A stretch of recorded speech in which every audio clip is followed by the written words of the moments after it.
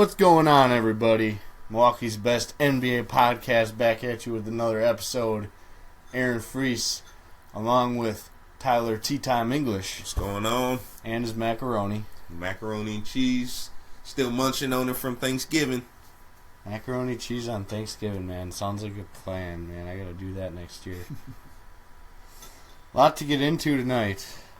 It's only been 4 days since we last talked to you, but lots happened, so business as usual. We're back at it again Monday night. Important to note, though, we'll be moving the podcast to Tuesdays now. Tuesdays at 7, and then the YouTube upload will be up the day after that. So just keep that in mind if you want to listen live. Otherwise, you can listen anytime right here on Facebook. And of course, you can go to the YouTube channel. Just click on one of the. I've posted the videos, so you can just go through the video that I've posted on the Facebook page and find the YouTube channel through there. So, trying to give everyone a lot more ways to listen. But yeah, let's hear a clip from Giannis first, because Giannis had some explaining to do after cussing out assistant coach Sean Sweeney. So let's listen to Giannis here real quick. That's what me and Sweeney do. You always fight with your brothers. It's something in common. Me and Sweeney we're so tight, and he always speaks the truth to me, and I always speak the truth to him. We've done this in the past, but just this time was caught up in national TV. But me and Sweeney, okay. That's what we do. And that was Giannis Antetokounmpo of the Milwaukee Bucks, star forward. So basically, what happened is Giannis, during a timeout, during their game against the Utah Jazz on Saturday night, Giannis turns the ball over. Bucks call timeout, and as soon as Giannis sits down, Sean Sweeney comes at him, probably, scolding or not, or reprimanding him for the turnover, and Giannis does not like it at all. I don't know if I'm sure a lot of you have watched the video, but he basically says, "I'm gonna F you up," to Sean Sweeney. When I saw that video as a Bucks fan, I kind of panicked a little bit, because I've never seen Giannis do something like that. I don't know about you, but I've never seen Giannis do something like that. I seen Giannis spear somebody in the playoff game when he got mad. So, well, I'm yeah, but it doesn't put me past. I don't put it past anybody to act in that way, especially when your adrenaline's so high. Exactly. He's focusing on the game, and then he's probably very upset about the turnover itself, and then the coach probably came over and said something, like a coach would say, and he just wasn't having it. And it's not J Kidd, so he's like, you know what, I'm gonna take it out on you. So right, yeah, like, who are you? But so basically, yeah, you heard him say in the interview done by the team in Fox Sports Wisconsin, that he said, it's just business as usual. We we get into it sometimes, we get in the heat of the moment. So, but initially when I first saw that video, it just kind of made me think, like, oh man, is Giannis not happy? Like, oh boy, here we go. Like, but I'm not worried about it anymore. So, and also, yeah, I've seen. You mentioned when he speared Dunleavy in that one playoff game against the Bulls a few years back. I've seen Giannis do things like that, but when it comes to, like, I've always heard about how he's such great friends with everyone on the team. That's why it kind of shocked me a little bit. Mm-hmm. But yeah, you always see him, like, he gets down on himself when, especially, I can't remember what game that was. I think it was Portland, when he missed those 2 free throws during crunch time, and we saw him go to the bench and just absolutely abuse a chair. And so and then what does he do? He goes in and makes the defensive play that ends up winning the Bucks the game against Portland. But yeah, and also the Bucks haven't been playing like they want to. They're struggling on defense. They're 500 right now, but they should be higher than 500, Tyler. Yeah. I mean, I agree. They're playing, Bucks basketball. Yeah, that loss against Dallas is unacceptable, but I mean, it's bound to happen. It's a trap game. I think every team in the NBA falls victim to those trap games. At the end of the day, it's an NBA team, and you can't just, even though it's the Dallas Mavericks, at the time they'd only won 2 games. At the end of the day, they're an NBA team, and you still have to try just as hard as you do against everyone else. And the result, if both teams are giving it 100%, then the result will be based on who's the better team on that given night. In that case, it was the Mavericks, and because the Bucks were not giving it 100%, and if they had, we know the Bucks are better than the Dallas Mavericks. So, yeah, no, you're 100% right about that.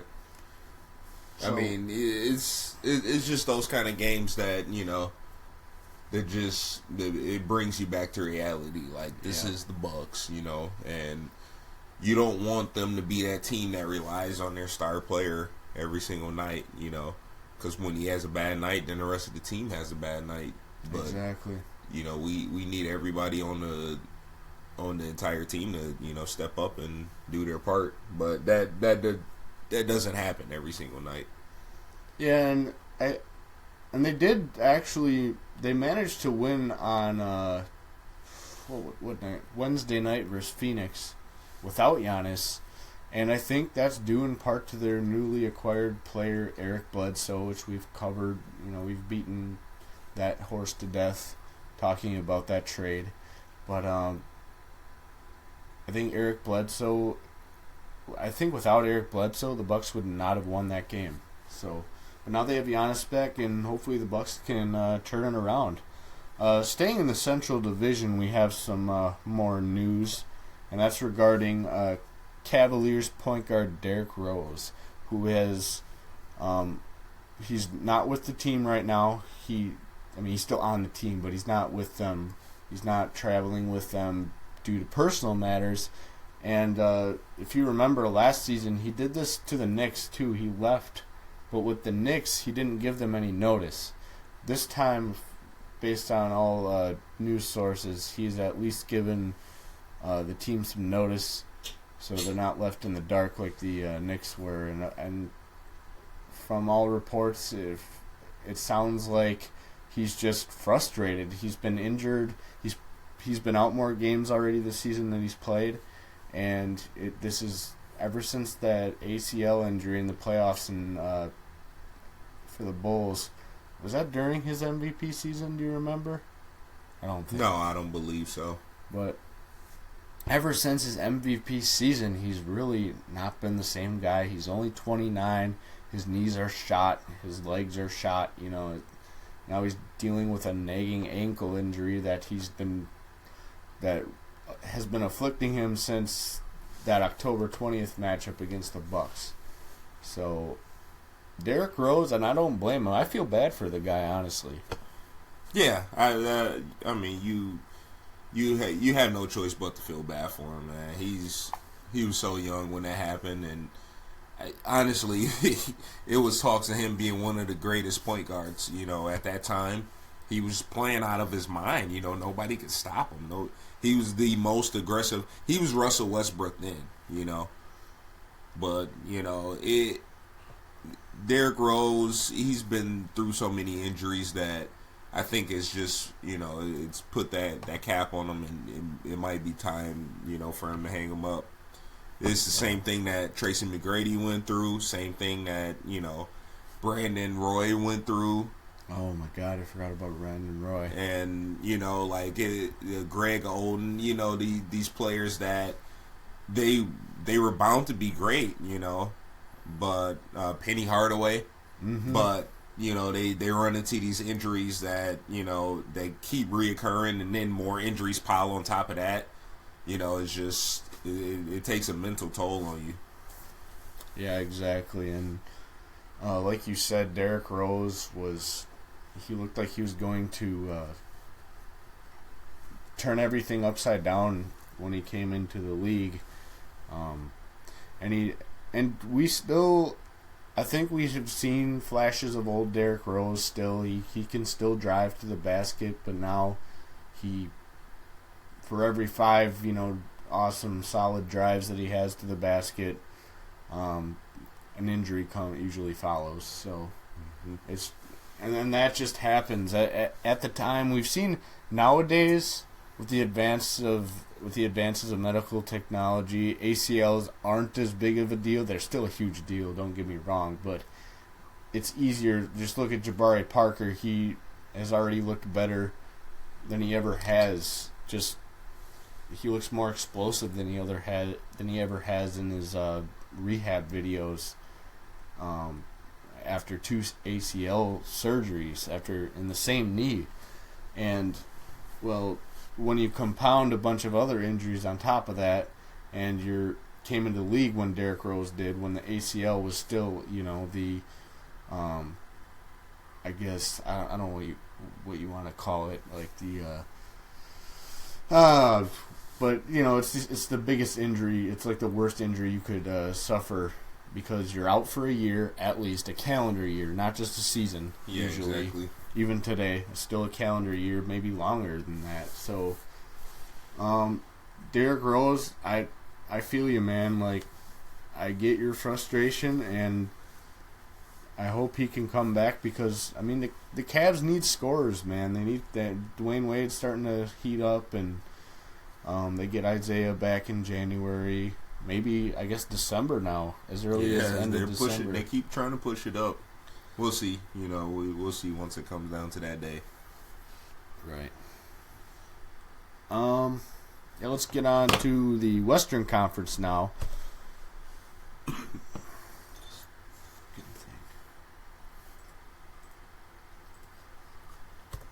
And Tony Parker's back tonight. He makes his return tonight. Who are they playing? The Mavericks. So Tony Parker's making his season debut against the Mavericks. He, like Kawhi Leonard, was dealing with a quad injury. And, Greg Popovich was saying how Parker's quad injury and Kawhi's quad injury have been the worst 2 he's ever seen, since being a coach. Which, that's crazy. Yeah, and I guess Kawhi's been taking steps back. He hasn't really been making much progress towards coming back, so they're still going to be in the dark. But guess what? The Spurs are 12-7 still. You know why that is? Because Pop's the best coach in the NBA, hands down. Pop might be the best coach ever, hands down. In basketball? I'd give it to him. Yeah, you always have that debate. It's always him or Coach K, from Duke. Yeah, exactly. It's Coach K with what he does with that program, and it's college, and to have you can't forget about Phil either. Phil is definitely in the talks. That's Mr. What I think, does he have 13 rings? It's up there. Or 11? I can't remember. Is it 11? I know he had 6 with Jordan and 5 with LA. Did he have? No. Ah, that's a tough one. Yeah, no, he had 6 with Jordan. Because I know Kobe has 5 rings. 5 with LA. He has 1 as a player. Okay, so he has 12. 12. Yep, that's right. Got one of them as a player, none with the Knicks, obviously. Yeah. But, Tony Parker is going to come back and help these young guys on the Spurs that are coming up through the system and under the tutelage of Greg Popovich. He's going to help them. He's going to be a nice presence on the court. You know, these veteran players are still valuable when they're on the bench, like Jason Terry, for instance. But it's one more thing when you have a champion, you know, such a storied player, future Hall of Famer Tony Parker alongside you, and you're a young guy learning the game. There's nothing better than that, I'm sure. You know, some players, they come up and it's where you know, it's like where you're brought up, kind of. It's like you come into a bad team and they can wreck your career. Look at Michael Carter Williams. Came to Philly, and you know, we don't even hear his name. He's a reserve for the Hornets now, so you don't even hear about him. And he was a Rookie of the Year at one point. So, like Jason Tatum, we're going to talk about the Celtics, I'm sure, again tonight when we go through our quarter season assessment. As it is, we're about 20 games deep into the season now, but we're going to talk about Jason Tatum and his role, already playing a huge role with Boston Celtics. We're actually watching their game right now. So, yeah, Parker's going to help these guys, and the Spurs hopefully will, after the turnover of their Hall of Famers like Duncan and Manu Ginobili, you know, after they're gone, and who knows how long Popovich is sticking around, but the Spurs' legacy should continue if they stay on the track they are now. Might be the first female head coach of. You think so? Yeah, you never know. You never know. That would be interesting. That'd be cool to see. That would be pretty cool to see. I'd like to see that. Yeah, I mean, we're already seeing female refs now, and I think that's great. All power to the ladies out there, man. Yeah, they got that. What's her name? They got that assistant coach over there. I forgot. I know. Yeah, what? I feel but like yeah, she's over there, and who knows? She might get past the head coaching, you know, interim position, and then if she does well, then there you go. It's like in every sport with, you know, there's so many sports that it was forever before the first African American, you know, would come into the sport, and all it takes is one person, and now we have, you know, and hopefully this happens with women too. Yeah, there you go. All right, let's get on to that quarter season assessment, though.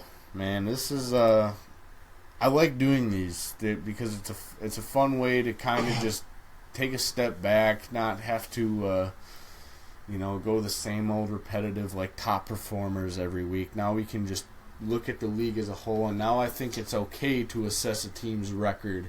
It's already a quarter way through the season. That's 20 games, you know, 82 game season.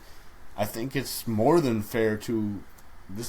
I mean, if you haven't figured it out yet, you better get going. Or if you're if you're hot, you set yourself up to have a much more manageable remaining three quarters of the season. I'm sure you know who I'm talking about with that. But let's start out in the Northwest Division. Anyone that's caught your eye so far, I think I could. I think the Northwest is one of the most. I think it's one of the most exciting divisions, especially in the West. You have the Jazz, who are still winning games without Gobert. You have the Thunder, who haven't figured it out yet. They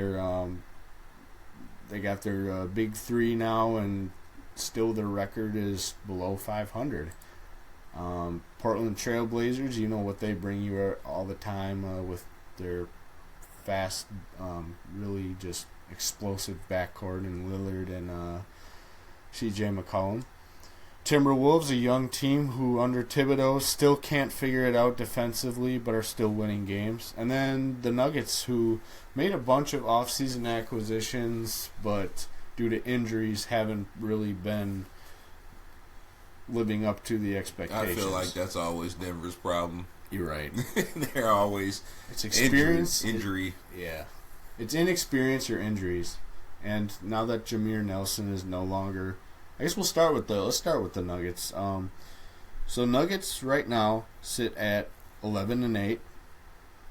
They are sixth, right? If the season were to end today, they would have a sixth seed in the West, which is definitely respectable. 3-point games, they're 1-0, so games decided by 3 points or less. 10-point games, they're 7-6. I think that's where the record. Yeah, that's 13 games. Oh, never mind. One thing I want to look at though is they get most of their wins below 500 teams, and I think as a near 500 team themselves, that's not really all that surprising. No, it's not. I think one of the most slept on teams, even though they're one of the best teams in that division, is the Blazers. You know, most people speak about the Thunder or the Jazz, like you said, or the Timberwolves, but you know, I feel like the Blazers are pretty slept on there.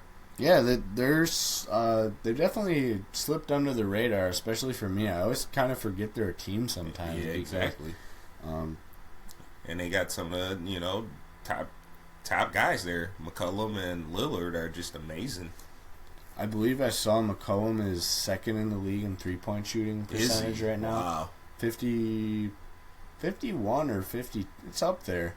Wow. So yeah, you're making amazing. Just over 50% of your threes. You're definitely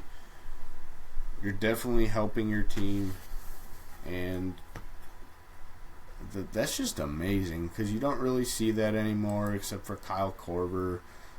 He's always up there, but Tyler's putting the cat away because the cat is making a lot of noise. I mean, I love cats, but sorry, man. So now that the cat is gone, I mean, I don't think we could really the mic would pick up the meows anyway, but you know, Miss Kitty got her words in. That's how you become famous. You just get a couple words in, and the media runs with it. Okay, so back to the Blazers, though. So they have this exciting big man in Nurkic. He's kind of like the fill-in for LaMarcus Aldridge since he left for San Antonio. So the Portland's a young yet old team. They have a lot of young guys who are, just because of how many years they've spent on the Trailblazers, they know the system, and it's like they're veterans because of it. So right now their record, they're 12-8, and right now they'd be a 5 seed if the season ended today. Yep. So let's go right up the ladder in the rankings. It's also interesting to note that in the Northwest Division, that's 4 of the top 8 in the West right now. So, yeah. Let's move on to the Timberwolves. I don't know what you think about the Timberwolves with Karl Anthony Towns. I think the Timberwolves are ready. I mean, you know, like not complete championship level ready, but they're competing. I mean, they know what they're doing. Like I said earlier in the season, you know, if it helps when you got guys around you that you know they can ball. You know, like you got Jimmy Butler and, you know, Karl Anthony Towns. So if one of those guys have an off night, then somebody else is putting in work. Taj Gibson, you know, who's been pretty. I mean, he's always been a very good role player in Chicago, but he's been putting up big numbers over there right now. Yeah, I'm pretty sure he's their leading rebounder right now. There you go. I have him on one. He had 14 rebounds the other night. Yeah, I think I have him on one of my fantasy teams. So yeah, I got him on one too. Do you have it Beat on those rebounds? Poker B-ball? Yep. Okay, so it must be my other one then. But yeah, Taj Gibson is solid, and he's got a familiar coach with Tom Thibodeau. But for some reason, the thing that Timberwolves can't figure out right now is the defense. And Tom Thibodeau's always been known as that coach. He showed it with the Bulls. The Bulls had one of the best defenses in the league. When they, made those runs to the playoffs, and but for some reason it's not translating over in Minnesota. And one of the people I see being blamed for it is Karl Anthony Towns. He can score, but on the other end he doesn't really show up every night. That's very true. So, and I think that's why, he's not the team leader in rebounds. If he shored up his defense a little bit, I think he could, he'd grab more rebounds, and because teams get a lot of offensive rebounds against Minnesota because of that. So with the Timberwolves, I think what they need to do is get better on defense. I think, Thibodeau just needs to make the players buy in. It's all about, if they buy in, if the team's willing to do it, then it'll happen. You know what I mean? So, I don't think there's there's a whole lot to say about the Jazz, other than Gobert being out, and we know what the Jazz bring you every night. They bring you good defense, and they bring you good defense. Yeah, exactly. And that might not be the case even now that Gobert's out. They might start really struggling. I think that's going to be the last place team in the division. Yeah, I do too. 'Cause once the Nuggets get healthy, they have behind Jokic and their young backcourt and Moutier and Murray. They should be fine. Yeah, Murray's on the Nuggets. Uh-huh. That's right. I remember kind of blasting him in the first episode. But I think the Nuggets are going to be fine, and the Jazz are 8th in the conference right now. And what's funny is the one team in this division that isn't in the top 8 right now, the Oklahoma City Thunder. There you go. So, but even though it's been a quarter of the way through the season, I feel like it's still a little early to judge them too. I mean, they at the end of the day, I feel like we know that they're gonna be in the playoffs and they're gonna make a good run. They might make it to the Western Conference Finals. They still got that chance. That's how much star power's over there. When you got Russell Westbrook, Mr. Triple Double, and Paul George and Carmelo, that alone right there can get you to NBA Finals. So now when you mention that, yes, it sounds good, but to you, what do you see that's wrong with the Thunder right now? I don't know. But again, I feel like it's too early to even, put anything on it. Because, what may be a problem in the first 20 games might not be the problem in the next 20 games. I think one of their problems is the way they've been actually really good on defense this year. In fact, yeah, they're number 1 or number 2 in defense right now. Number 2, I believe. Yeah, let me pull this up here real quick.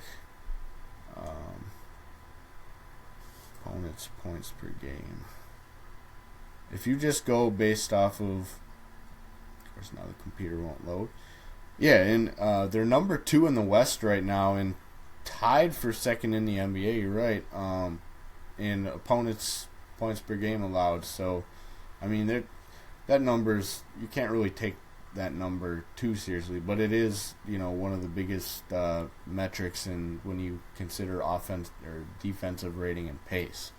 But I think in today's NBA, holding a team under 100 points night in and night out on average, that's a pretty big accomplishment. It's pretty good. And it's been, Paul George is a great defender.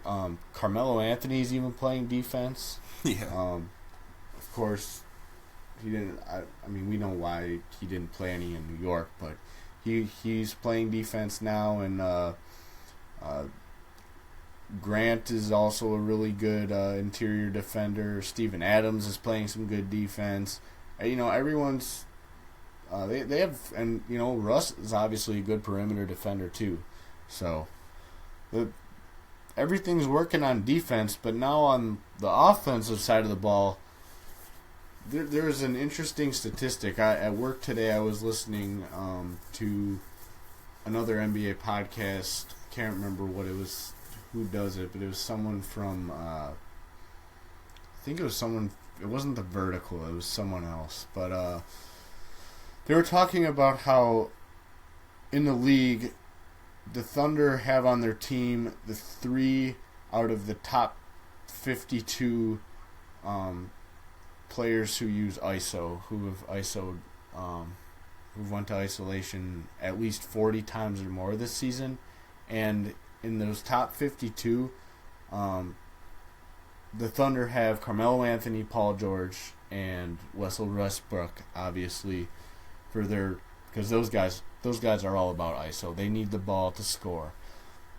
But according to this statistic, those 3 are also in the bottom 20 of those top 50 players, and that top 50 is just based on number of times. So it doesn't say how effective they are. They aren't ranked in that way. They're just ranked in the amount of times used. But in terms of efficiency on isolation, they're in the bottom 20, those 3 players, out of those top 50 players. So when you run your offense based off ISO, and your top 3 players also are who fit in with that but aren't doing it efficiently, well, there's your answer, I think.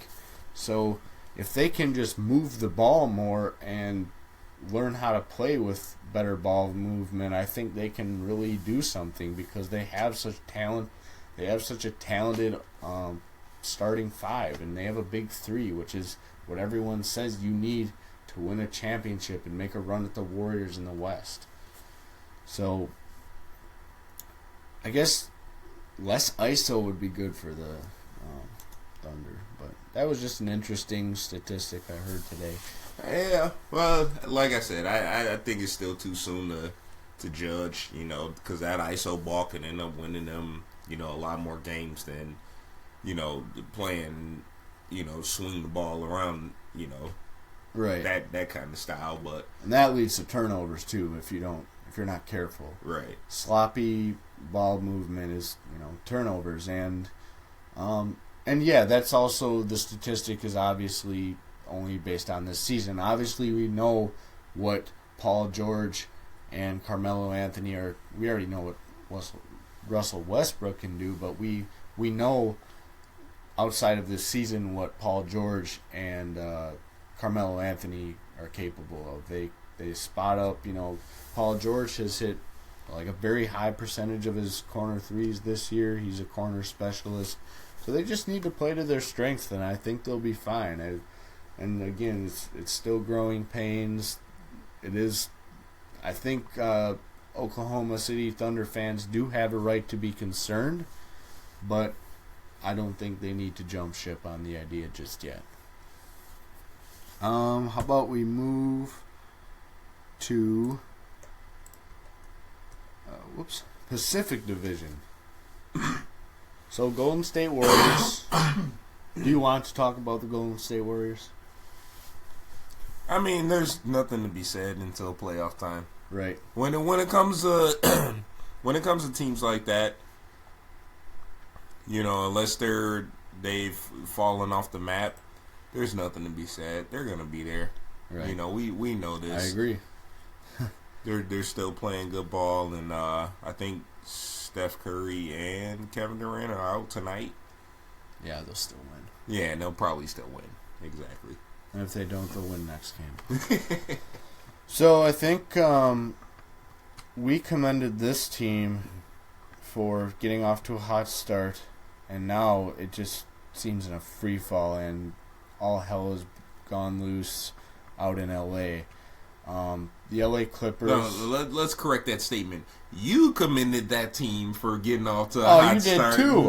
No. Blake is playing, we both said... I said Blake is playing pretty good. Without CP3, right? Yeah, but we know. I mean, who's the next person to rely on? DeAndre Jordan?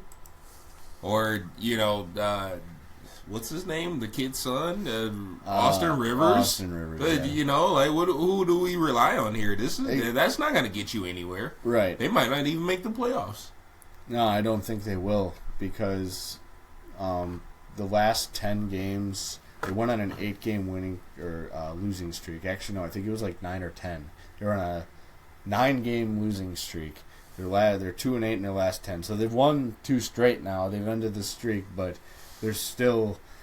I thought the last time we talked to them, we came to a consensus that they would be better without CP3 because of the chemistry. I remember you asking me that, and I said, okay, no, CP3 he makes whatever team he's on, he's gonna make the team better. That's good that you're here to correct me on that, because otherwise I would, I mean, but that's what I'm saying. Like they don't have any guard play. That's the issue. Yeah, I agree. I mean, who's their guards? Austin Rivers and Patrick Beverly is out for the season, I believe. I just saw. Well, there you go. So that's your issue. So Clippers fans, it looks maybe like it's time to blow this thing up out in LA. They're 7-11. I mean, just what you had and how little they did with it over the past, since CP3 and Blake Griffin, really. And this is Blake's team now, but I think he's thinking I want out, and that's what I'd be thinking if I was Blake right now. I'm not winning a championship here under the Doc and Austin regime. Oh man, I don't know why he resigned there. I don't know why any of them resigned there. DeAndre Jordan had a chance to leave. He didn't. He chose to stay, and then now he's seeing what's going on with the team. He sees that all the players are basically going to leave, and now he's screwed. Well, at least he gets to stay out in warm LA, right? Yeah, that's true. But yeah, I don't think that's. He could have been in Dallas though, warm Dallas. Yeah, exactly. They're making a lot of money, lot of money. I'd argue that Dallas has a better chance of making the playoffs right now than the Clippers. Yeah, exactly. Because the Mavericks at least have some resemblance of team chemistry, as bad as they are right now. It's mainly their defense and whether or not their 3-point shooting shows up. We'll cover Dallas in a bit, though. But let's go to the other team in LA. That's the Lakers. And the big story surrounding the Lakers this season has been Lonzo Ball, and we're all tired of hearing about it. But let's talk about another player I've been just fascinated with this year is Kyle Kuzma. He's my number 2 in Rookie of the Year. No, number 3. He's my number 3 for Rookie of the Year right now behind Tatum and Ben Simmons. But this guy has, I think he's outperformed as a second rounder, the Lakers' first rounder in Lonzo Ball. He's provided solid rebounding. His assist numbers are quite high. He's been moved to the starting lineup since the Larry Nance injury went down, and I think the Los Angeles Lakers are too young to make the playoffs right now, but I think they're headed in the right direction. What about you? I don't know. I'm just not a fan of that team.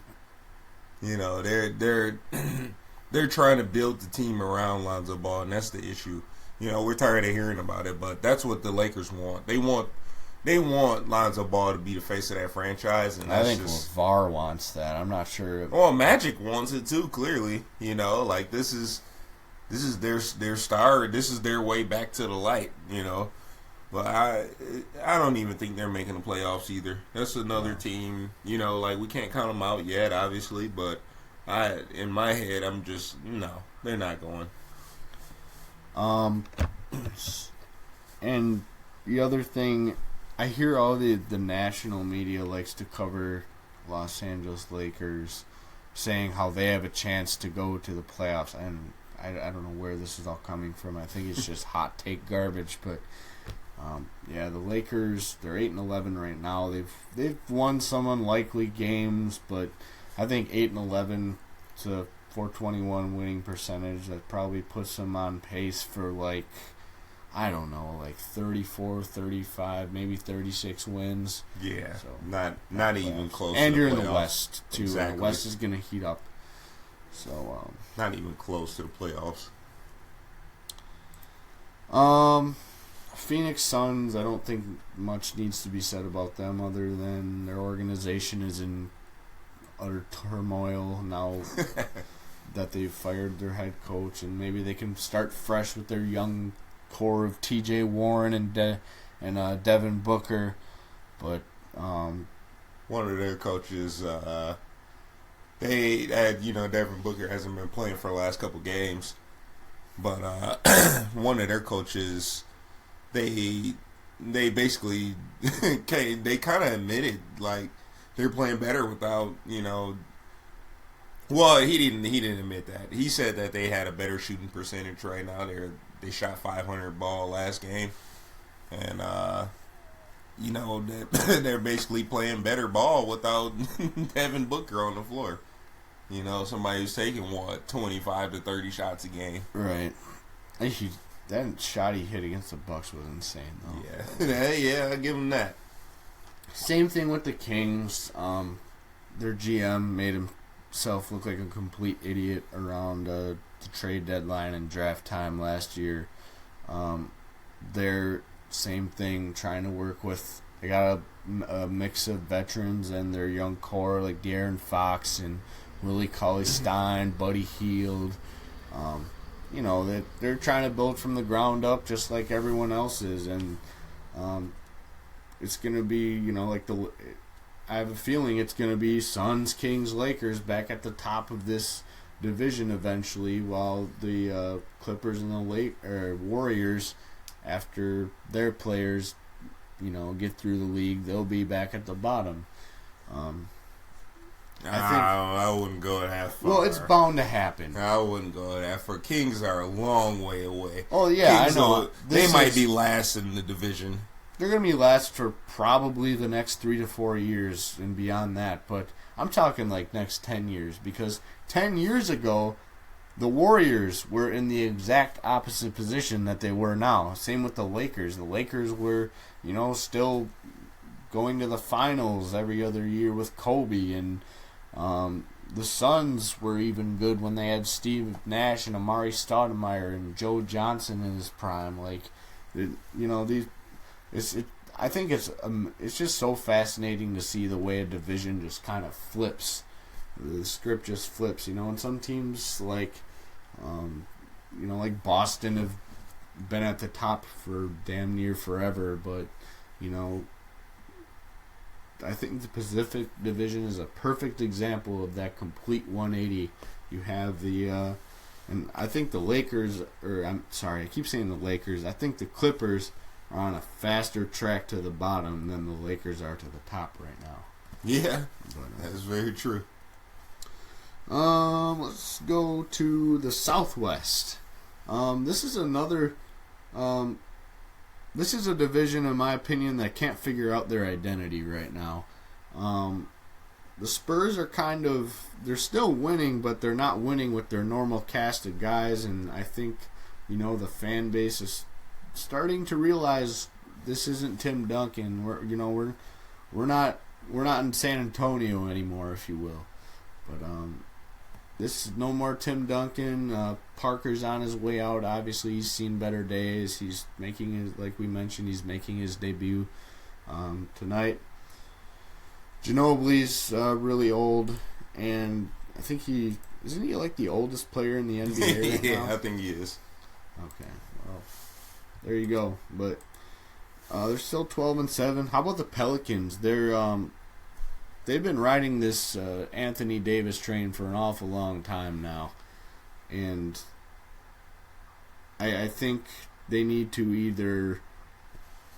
Oh man, do they trade Boogie Cousins at the trade deadline? Do you think, or do they try to add another piece around Cousins and Davis and try to actually make a run in the playoffs for once?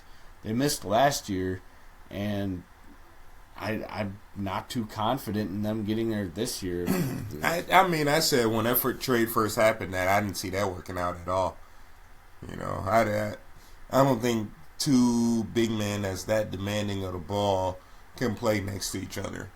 This is not the All-Star game. Yeah, and that team's just plagued with injuries, and so I would like you said, I would get what you can, with DeMarcus Cousins, and just hope that it pans out. Right. So yeah, the New Orleans Pelicans are 11-9 right now. I believe that puts them in the top 8 right now, but yeah, I don't know, man. That's tough. I would almost call that a failure. The Cousins experiment. It's not working. It's not working like it should have. No, it's not winning you games. That's the goal at the end of the day. Yep. Let's move on to. Why don't we talk about your Mavericks? I know how much you like the Mavericks. Or Dirk. Yeah, there you go. How much I like Dirk. Yeah, right. Tyler's a big Dirk fan. I don't blame him. Dirk is the probably right now the greatest European player ever to come over. Oh, he is the greatest European player. What about Giannis? So far. So Dallas, for a while they were bottom of the barrel. I think they still are.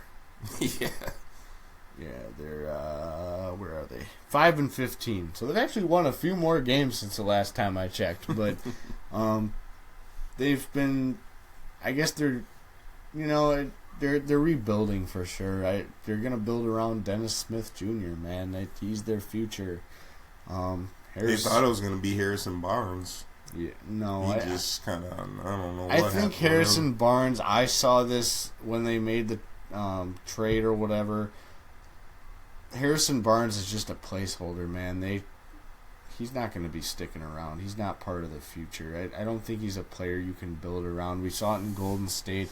He was an unreliable 3-point shot, and he's inconsistent. You don't know what you're going to get from him. 3-point shooting wasn't his game though. Yeah, I know, but he's a slasher. Yeah, he's a go dunk, but he plays very good roles, like he might end up on a Cleveland or a team that's going to make another championship push. Right, he's definitely a role player, not a guy who's supposed to lead your team in scoring like he is with the Mavericks right now. So Memphis, who had such a great start to this season, is now kind of in a free fall, just like the Clippers. This is So Memphis started out so hot, and they've lost their last, I believe, 8 games. Yep, 8 games. Yeah, they're on an 8-game losing streak. They've won one of their last 10, and now there's some controversy or there's some drama between Coach David Fizdale and big man, former defensive player of the year and all-star Marc Gasol. So apparently at the end of the game a couple nights ago, Fizdale benched Marc Gasol, and the last time he had put him in was the 3-minute mark of the third quarter. So, and with the Mike Conley being out indefinitely, I think that the Grizzlies are in trouble. And yeah, they're definitely in trouble. There's no way around that. They're probably out of the playoff discussions either. Unless they get a top trade. Yeah, I don't really see them making a move because they haven't made moves in the past. Exactly. That's just not who they are. Tyreek Evans has actually come back to his old self, but I don't think that's going to be anywhere near enough. We'll see. We'll wait until he gets injured. So he probably will again. That's what I'm saying. Houston Rockets doing Houston Rockets things. They're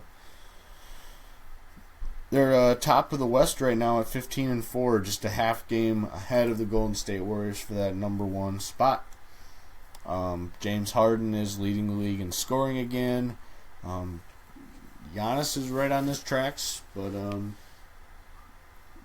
Houston looks like a lock for the playoffs. Obviously, I'd say they're my number 2.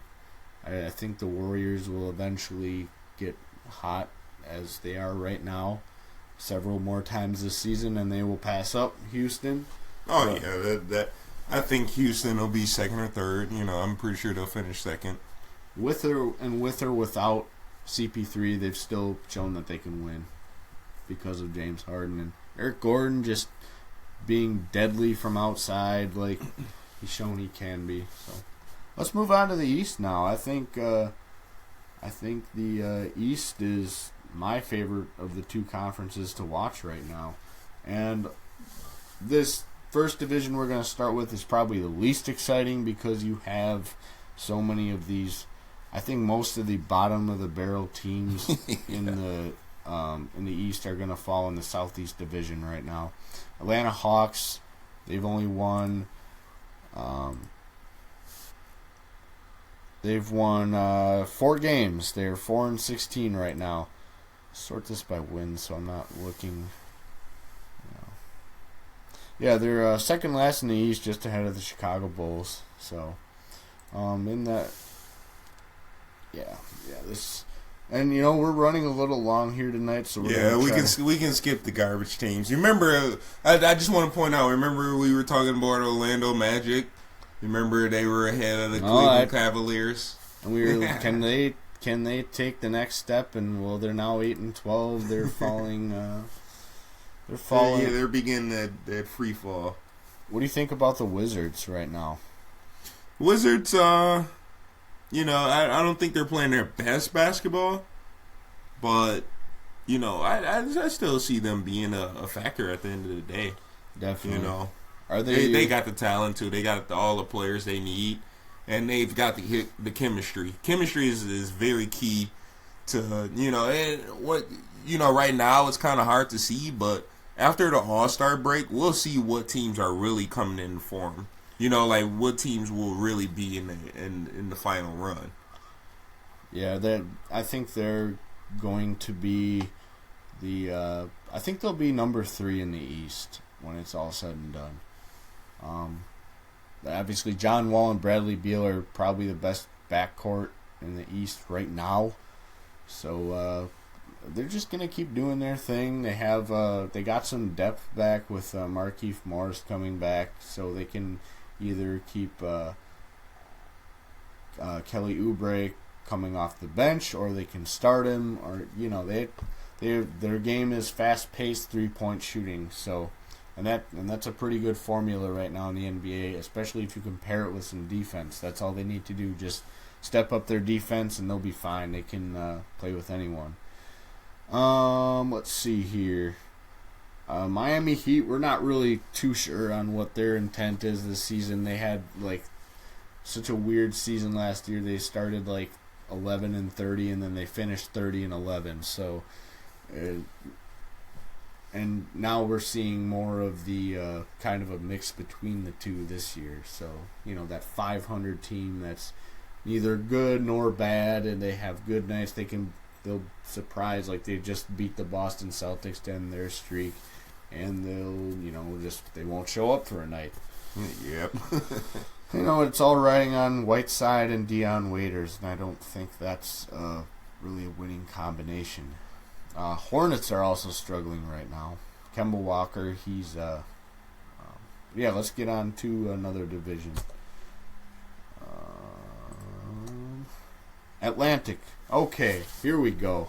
Atlantic Division. This is warming up. This is besides the Nets, who actually had a pretty hot start to the season. I'm not going to look over the Nets, even though they are, a bottom of the barrel team. They're not that good, but they beat the Cavs this year, and they've beaten some other good teams. So good on them. Let's breeze over the Raptors quick. So Raptors are. No, let's not. I think we know what we're getting with the Raptors. Yeah. Okay. They'll be there. That's a team that'll be there. Top 5 teams in the East. How about the Knicks or the 76ers, though? We don't know.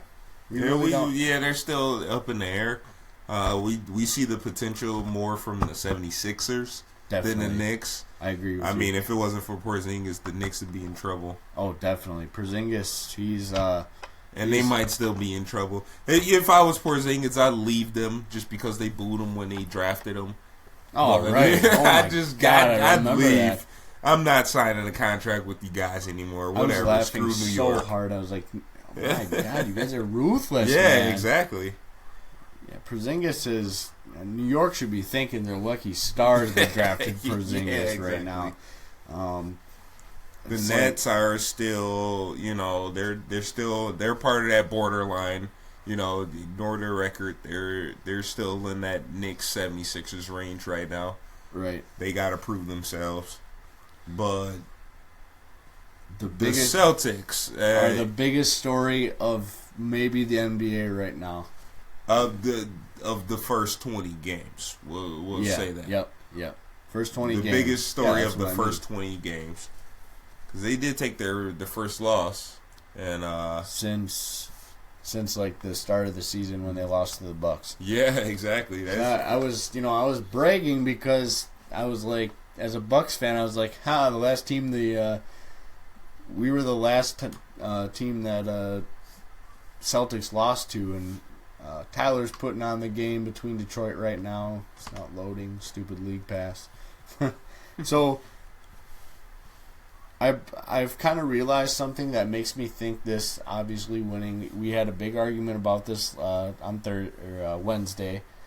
That this hotness is obviously not sustainable, and I think that it's not sustainable with that team.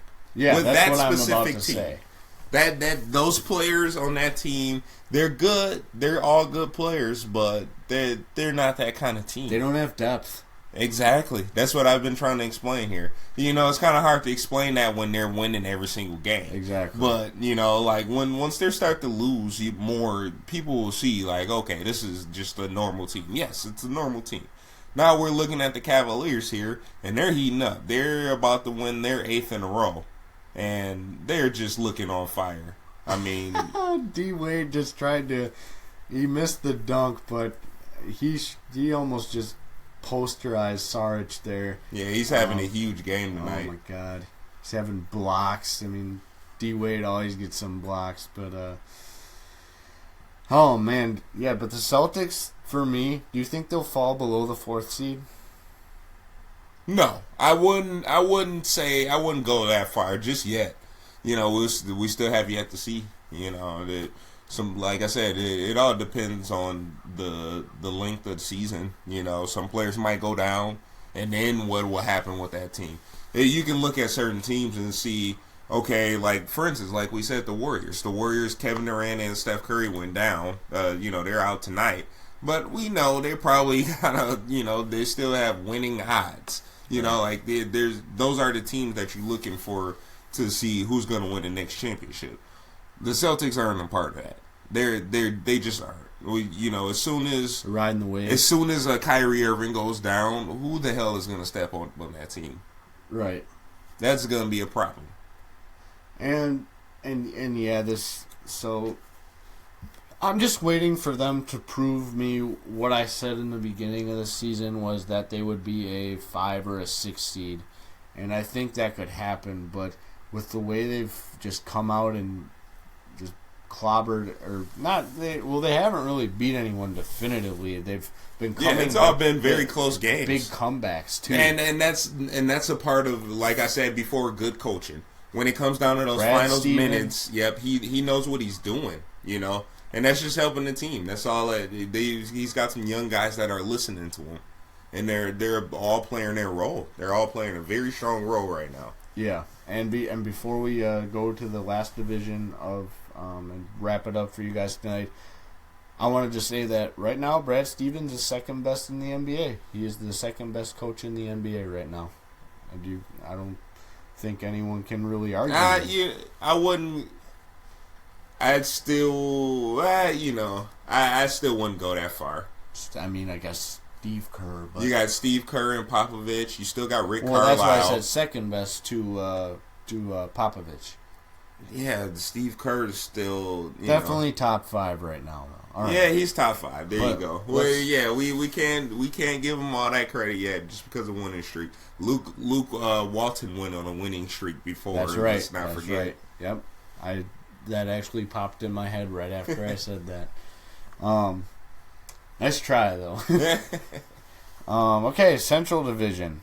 Let's go in order the way they're shown here. Chicago Bulls, bottom of the barrel. Lauri Markkanen. He's their bright future right now. All right, we could talk about the Cavs if you really want to. You know I want to, because we've been talking about the Cavs every single week of how, they're losing this game and they're losing that game. Well, you know what? They're on a 7-game winning streak. They're about to win number 8. Man. They're clobbering the Philadelphia 76ers right now. Ben Simmons didn't stand a chance. Embiid didn't stand a chance. LeBron's killing it. Rookie. Well, you know what? Don't put up these rookies against the king, because he's coming back for the throne. I said it once, I said it again. They're up 20 points right now, if you guys want to know. 101 to 81. He'll play good for a week, then he'll get tired. And let's not forget about Mr. Dwayne Wade here, just lighting it up, man. He's been killing it tonight. This is just like everything. This is temporary until he's... Oh, here we go. Another injury. Yeah, but my whole point is, these guys, they know what games they need to turn it on and when they don't. When it comes to the playoffs, you're going to see a whole nother team. I'm telling you, it's going to look like Miami, I know. 2009 again. I am obligated to give you crap. I understand. I think that's just how everybody feels about LeBron. Yeah, they're obligated to hate LeBron just because that's what they feel like they should do, because their team, their favorite player always loses. I don't really hate to LeBron. I hate that people have put so much faith into these just aging, broken veterans that, yes, they still look like themselves when they're healthy, but just wait, man. This team is... I think this team's going to be stumbling to the finish line. I know that LeBron will kick it up and carry this team to the Eastern Conference Finals at least, but I do think this team will have their work cut out for them if they think they're going to just go and put revenge against the Warriors, and they're going to have to pass through Kyrie's going to be looking for blood too when they face him. So you know what I say? Every single season we hear the same thing, and what happens every season? Every team that they thought LeBron was going to lose to ends up getting swept or 4-1, and he just walks right back to the final every single season. Let's not forget about the Celtics last year, 4-0. Yeah. These are the same teams that you guys say year in and year out. And what I say is just wait for the playoffs. How about the Pistons? Do you think they're 12-6? Do you think that's sustainable? I don't think that's a true 12-6. I don't either. I think they just had a hot start. Nothing about that team says 12-6. In the first 18 games for them. They have better pieces than they did at least last year. They have Avery Bradley, who's a big help defensively, but we know what we're gonna get from the Pistons. Maybe just a slightly better Pistons team. No, there's still a toss-up. I don't feel like that team is strong enough. What star player on that team can you say other than Andre Drummond? And how is he going to take over a game? It's supposed to be Is he going to grab all the rebounds? That's just not going to win a game for you. There's only so many rebounds you can grab. I get it, but and also it was supposed to be Reggie Jackson was supposed to be their next up and comer, but he hasn't panned out, and he's fighting for starting minutes with Ish Smith of all people. Exactly. And no, not to drag down Ish's name, but Pacers are another team that are outperforming their expectations without Paul George, and Miles Turner's now back, and Victor Oladipo is at the helm of that team. Again, not a team I expect to be going deep into the playoffs. I expect them to be there, though. I do expect the Pacers to be there. Yeah, that was right. I remember when we went over. I don't think we made it. We actually ended up shooting that episode or recording that episode because of some technical difficulties. But I remember when I watched when you gave me your playoff predictions that the Pacers were number 8. Yeah, and, I think they'll just sneak in there. Vic O is a hell of a player, man, and I think people start realizing that after he has his own team now, pretty much. Yeah, and he's been showing out, so we'll see them there. Right. Yeah, but they're still in that toss-up category too. Yep. I think a lot of teams in the East are. I think it's not so much teams that are just okay. They have no chance. Why is the East a conference and all that? But I think I'm taking the East more seriously. Last team of the East and last team of the night, of course. We'll save our favorites for last. Your Milwaukee Bucks. There you go. And man, I could make a whole other podcast about the Bucks, but I'm not gonna do it. The Bucks have shown us the same things that they have all of last season. They play defense every other night. They can't seem to find consistent scoring outside of Giannis. They don't know. No one's really stepped up. No one can step up as their number 2 because they're either hurt or they're streaky, like Chris Middleton and Jabari being hurt. So, the Bucks with Eric Bledsoe, hopefully this is another guy who can make up for when one of their others designated, I guess, stars or role players doesn't show up to play that night. So Eric Bledsoe, as long as he stays healthy, can be that, a solid contributor in the starting lineup. Like when Giannis went out, it was Middleton and him taking the scoring load. Chris Middleton scored 40, Bledsoe scored 30. So that was 70 out of their 113 points right there.